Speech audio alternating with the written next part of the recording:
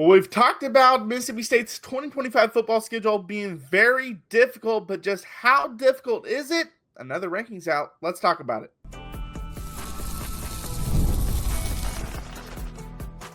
You are Locked On Mississippi State, your daily podcast on the Mississippi State Bulldogs, part of the Locked On Podcast Network, your team every day.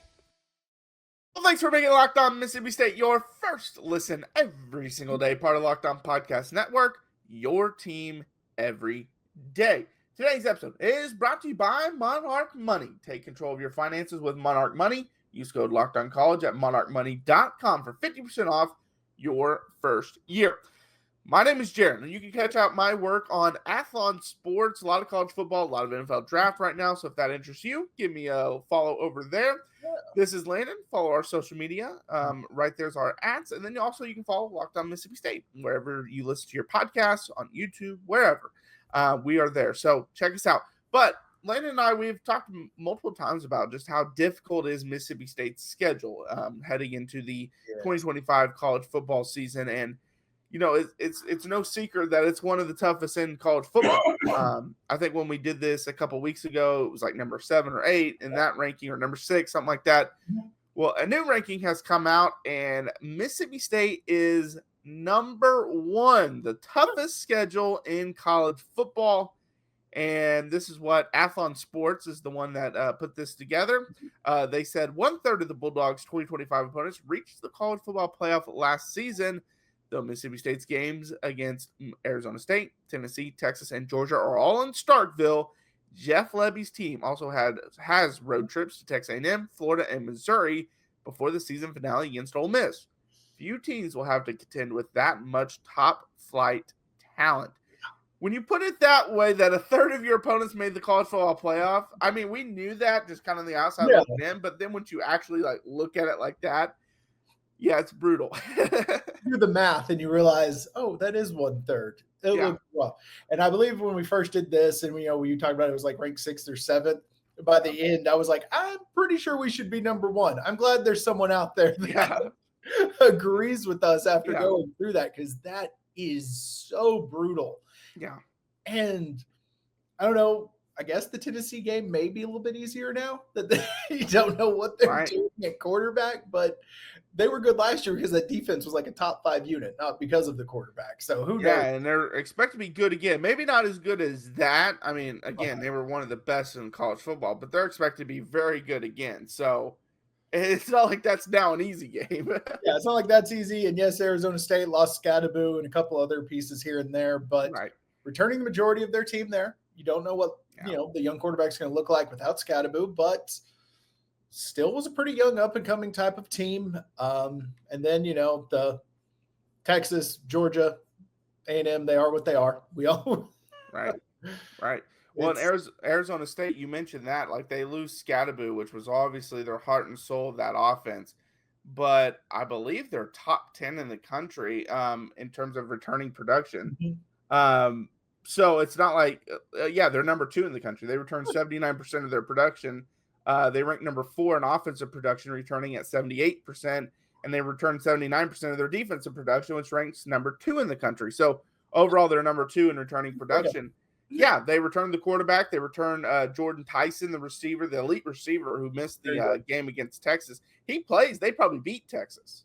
Yeah, he probably does. And they're the example of what you like when you when you're that team and you get that returning production stat. Because I saw a coach recently that was like, I saw something where we're like 12th in returning production. Well, we sucked last year. Do we really want to return 60% of a team that sucked?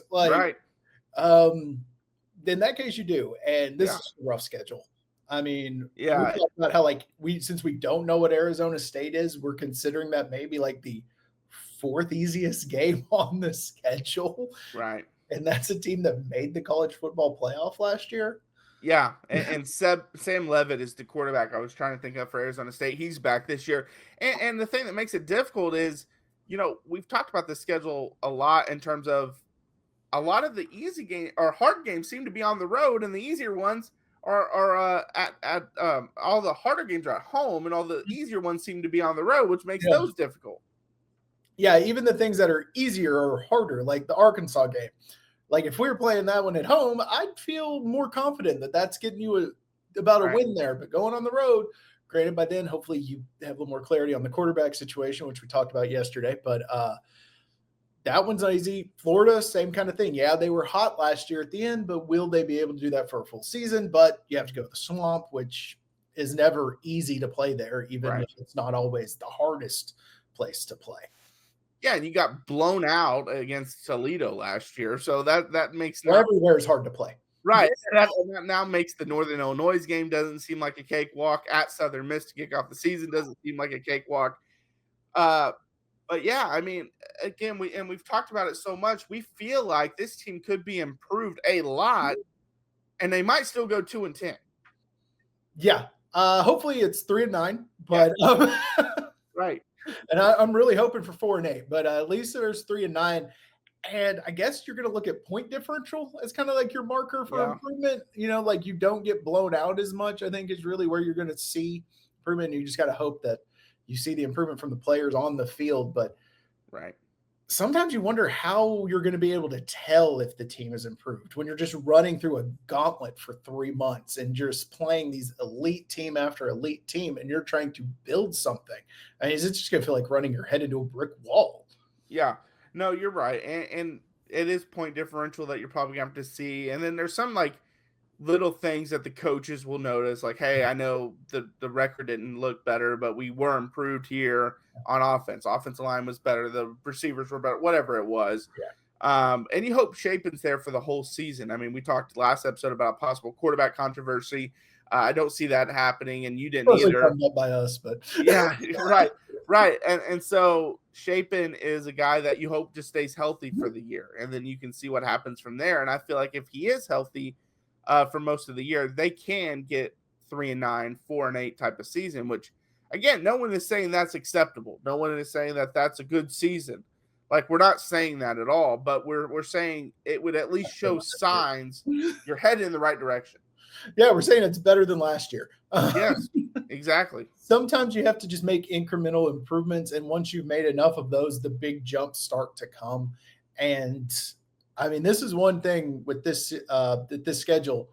You're going to know every week exactly where you stand. It's not one of these teams that has a schedule where like three games in a row, you're going to be playing teams that you know you're way better than. And then you get that first test and it's like, oh, we're not as good as we thought we were.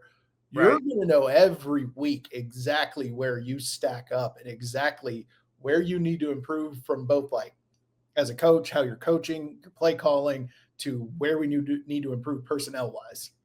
No, you're right on the money with that. You're going to know, and like I said, the coaches are definitely going to be the ones that know, because they're there all the time. They'll know the little things that just the average fan we just don't see. Like, oh, they were improved there when we don't see any improvement. Yeah, like I said, they could go 2-10 and the average fan might be like, oh, well, that's not improvement at all. But there are little things that they've seen that is better. So hopefully one of those things is the defensive line and also the offensive line. And that's something Jeff Levy talked about after the spring game. We'll hear his thoughts, and Landon and I will react. That's coming up next. You ever check your bank account and wonder, where did all my money go? Between dining out, online shopping, and entertainment, it's easy to lose track, and that's where Monarch Money comes in. Your personal CFO, giving you full visibility and control over your finances. And Monarch Money isn't just a budgeting app, it's a complete financial command center. You can track all your accounts, investments, and spending in one place, so you just stop managing your money and start building wealth. And surprising insights: when I started using Monarch, I realized just how much I was spending on food delivery. I think we've all been there. And now I budget smarter and save more. All in one convenience. Instead of juggling multiple apps, you can use Monarch to check your finances, track spending, and even plan long-term goals. Easy collaboration. Managing money with your partner is smoother than ever. You can track shared and personal accounts, set goals, and stay on the same page without the stress. So take control of your finances with Monarch Money. Use code LOCKEDONCollege at monarchmoney.com for 50% off your first year. That's monarchmoney.com, code LOCKEDONCollege for half off your first year. All right, well, thanks for making Locked On Mississippi State your first listen every single day, part of Locked On Podcast Network, your team every day. Like I said, the spring game happened this weekend. Jeff Levy was available for media interviews, and he kind of talked about, obviously, the whole spring game, and then talked about the quarterbacks and things like that, but he talked about the offensive line. And he also talked about the defensive line quite a bit, but they asked him, it was 9-0, the game. So was it more of the offense not being good, defense being good? What kind of was it? And he said, well, the defensive line from a roster standpoint, we're in a completely different spot than a year ago. We got to continue to get better up front on the defense side of the ball, but from where we're at today compared to a year ago are two completely different places, and that was a must. We knew we had to get that done. We have a lot to do on that side of the ball up front, just like every single position group inside the program. And I don't want to get into the offensive line just yet. Just kind of, What's your first reaction? Just kind of hearing about the defensive line, something we've talked about a lot that had to be better. And we talked even on Monday when we kind of recapped the spring game that it looked like progress was being made, and he just kind of validated that. Yeah, there's definitely progress. If you look at the unofficial stats, because, like we mentioned, it's just reporters doing their best. Right. There was a lot of TFLs on the defense. There's a lot of them on there, which is a very good sign from a defensive line's perspective. There was a lot of defensive linemen with TFLs too, and that's huge. If you have a defensive lineman that's not only beating his man, but then making the play in the backfield, that's big. No, you're right. Even if the offensive line isn't great, that's still a big step to be able to essentially make two plays in one play by beating your man and then making a tackle. Yeah, and I'm kind of glad the question got worded the way it got worded, because it's like, because we talked about it right then. Is that all the TFLs? Is that more, hey, look at the defensive line, they're showing that improvement that we were hoping they would show, or is it more, yeah, the offensive line might be worse than we thought it was going to be? I hope it's a little bit of both. Actually, I hope it. Because, like, if it's just the defensive line is great, then it's kind of like, well, the offensive line still isn't very good, though. Because for you to be okay with this, this team would have to have the best defensive line in the country for you to be okay with that level of production. And I feel pretty confident to say that we do not have the best defensive line in the country. I think that's a fair assessment. Might be a hot take, but I think that's a fair assessment. I think it's, again, I do agree it is night and day different from last. It's a whole lot better, but there's a long way to go. And I understand the side point to that is, well, it's a spring game. How do you really know it's night and day better? That's a fair statement. 100% fair. Number of bodies is how you know. That's what I was going to say. I feel like the depth is so much better, where I feel like you got a lot of average defensive linemen. Yeah. Whereas last year, I think you had a lot of average and then a lot of below average. And so your depth just went out the window. Anyone came out, anything happened, injury, anything, you're in big trouble. Whereas I believe this year, you just have more bodies you can throw out. And that was something they had to attack, obviously. And that's something that I've heard a lot from, I believe it's Nate Tice has said it a lot. The biggest jump that a football team can make is not from good to great. It's from bad to average. Right. And if you can become average across the board, that's a huge improvement. No, I think you're spot on with that, because the defense was, again, one of the worst units of college football last year. And a big reason was, one, depth, but two, the defensive line. What they had like 11 sacks or something like that. It might even been worse than that. I can't remember the exact total, but it just wasn't a good season overall for the defense, obviously. And that's something they had to take a leap on. But I do want to get into the offensive line because he's like, I've talked about where we're going to attack in the portal. We need to add some pieces up front on the offensive side of the ball. He said that's going to be critical for us. We need to add some pieces of guys that have played at a high level for us to go do what we want to do. We have some talented young players that got here mid-year, but maybe aren't quite ready, which I do want to say real quick. That's something you see a lot. Okay. Younger guys really are not ready to play college football, and especially in the SEC and especially at a high level, typically They're definitely not usually ready on the offensive line. And it's so much more physical. It's so much more mental. Like there's so much more that goes into it. And he said that's the reality of it. I think they have a chance to be special for us, but that's where they are at today, and it is a process. The funny thing, I was actually talking to one of my coworkers. He played offensive line at Texas, and we were having this conversation about offensive linemen not really being ready when they come into college, and fans just kind of getting frustrated. They see this highly touted guy, like, why isn't he playing, blah, blah, blah. And he told me, he's like, you go from not having the best weight rooms and weight training programs in high school, where you're playing against 15, 16, 17, 18-year-old guys who are also not super fit and super, like, they're just all raw. And then you go into playing these grown 20, 21, 22 young men that have been playing in these systems all the time. And then you have all this mental stuff thrown at you, and you're nowhere close to being ready. I mean, he said the ones that are ready and can play at a high level as true freshmen, those are freaks. He said that is not usually what happens at all. And he's right. He's spot on. Yeah, and you go from being a guy who outweighs everyone you line up by like 140 pounds, where you can just push them down, as opposed to someone who you might still outweigh by 80 pounds, but they're just as strong as you and know how to use their hands and leverage to negate your weight advantage. So it is a huge jump. And Lebby did mention two young guys by name. They're not the freshmen, but Jimothy Lewis and Luke Work. He said they're two young guys that have a chance to be very special for us here because of how hard they work and how tough they are. So, and Luke Work, while it is unofficial on our lads, he's listed as still as the number 2 left tackle to Jesse Ramil, who entered the portal. So could that be why he got beat out by the younger guy? Which, when you bring in these older transfers, as a coach, you kind of hope that's what happens, honestly. Right. You hope that guy that you've been coaching for 2 years beats out the guy that you brought in.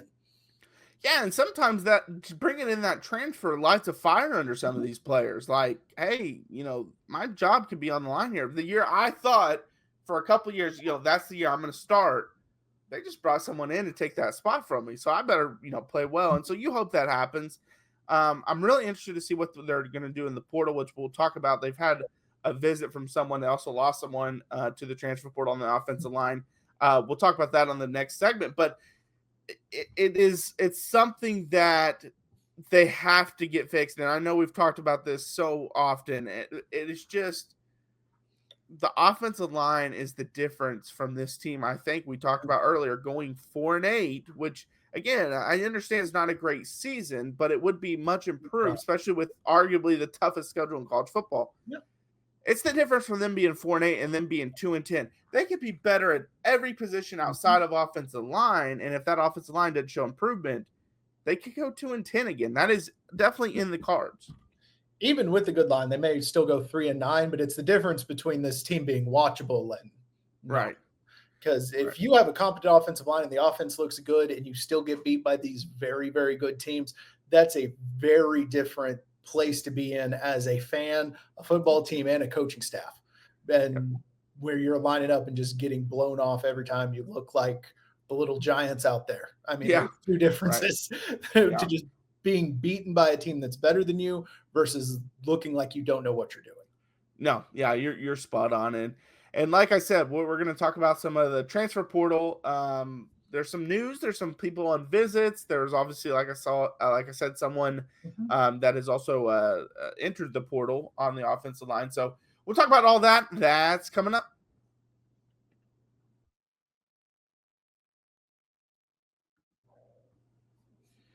All right, well, thanks for making Locked On Mississippi State your first listen every single day. Part of the Locked On Podcast Network, your team every day. All right, Landon, like I said, right before break, we have some transfer portal news. Malik Ellis, let's start with the bad news. Malik Ellis, he was a 3-star offensive tackle from Mississippi, actually. He was a consensus 3-star. He was 3-star everywhere. Number 767th ranked player nationally. That was out of high school. He was a sophomore, and he entered the transfer portal. He was part of the 2022 class, I believe, if I remember correctly off the top of my head. But he has entered the transfer portal. it kind of sounds like it was one of those things, and we've talked about this because Phil Lodeholt wasn't here when the winter portal happened, and so he's just now evaluating all these guys. Right.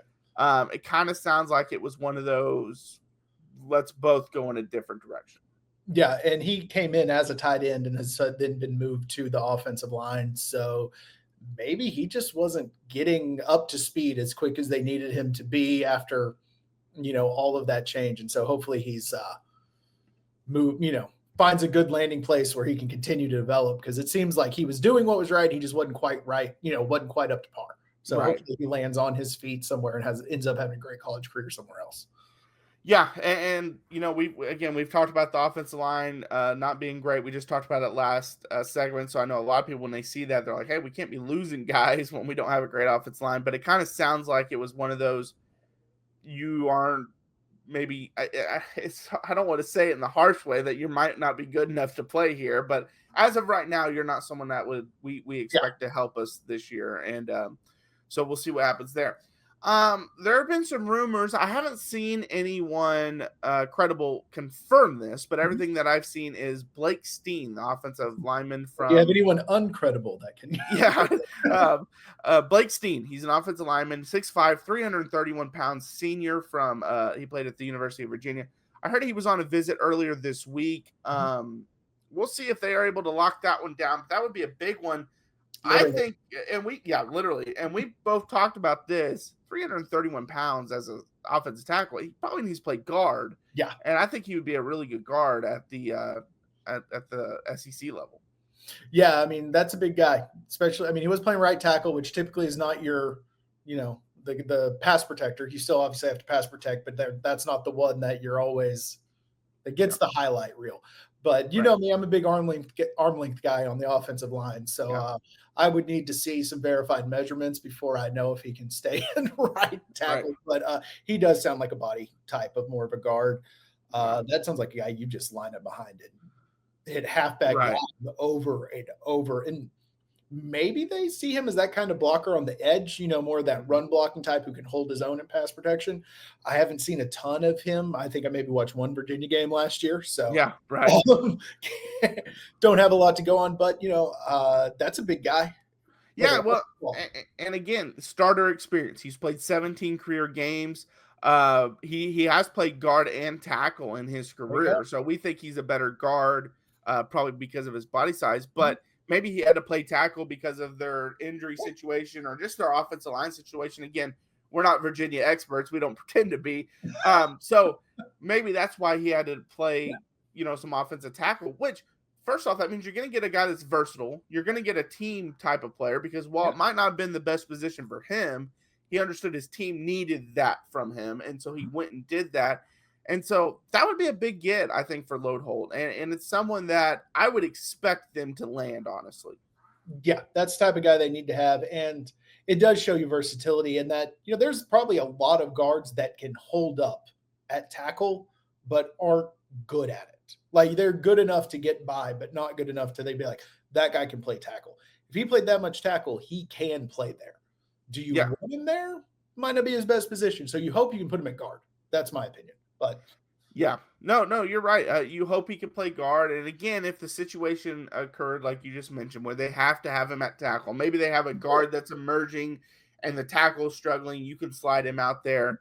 But hopefully he's someone that can play along the offensive line at guard specifically. And, we'll see what happens there.